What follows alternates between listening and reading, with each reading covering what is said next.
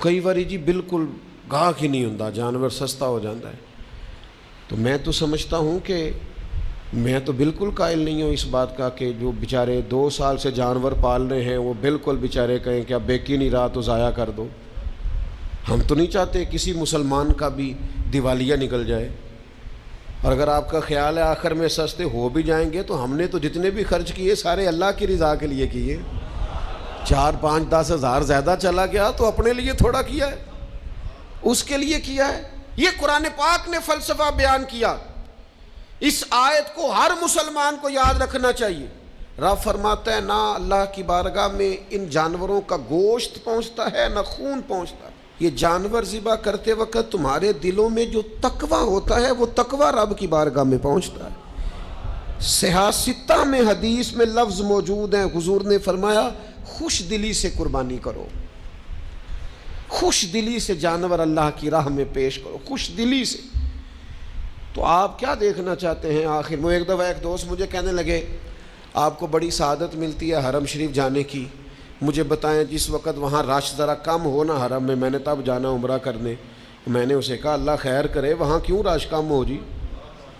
اس کی کیا وجہ ہے؟ 1.25 ارب مسلمان ہیں، وہاں تو ہر وقت رونق لگی رہنی چاہیے۔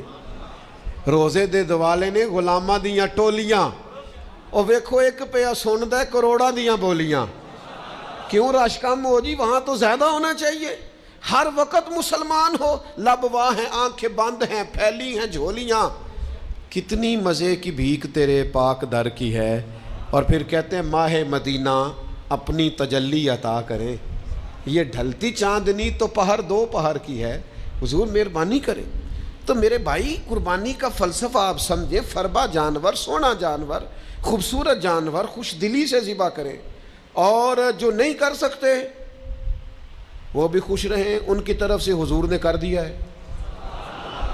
2 جانور حضور لاتے تھے، فرمایا ایک میری طرف سے ایک میری امت کی طرف سے۔ سیدہ طیبہ طاہرہ ام المومنین سیدہ عائشہ صدیقہ رضی اللہ تعالیٰ عنہ فرماتی کالا مینڈا حضور لائے، پیر بھی کالے، اس کا چہرہ، اس کا پیٹ بھی، وجود بھی کالا۔ پھر حضور نے مجھے بلایا، میں حاضر ہوئی تو فرمایا عائشہ یہ چھری لو اور اس کو تیز کرو پتھر پر۔ فرماتی ہیں میں نے چھری کو پتھر پر تیز کیا، رسول کریم نے خود دست مبارک سے جانور ذبح کیا، اور حضور فرمانے لگے یا اللہ یہ میری طرف سے بھی قبول فرما، میری اولاد کی طرف سے بھی قبول فرما، اور میری امت کی طرف سے بھی قبول فرما۔ اور بڑے خوش نصیب ہیں وہ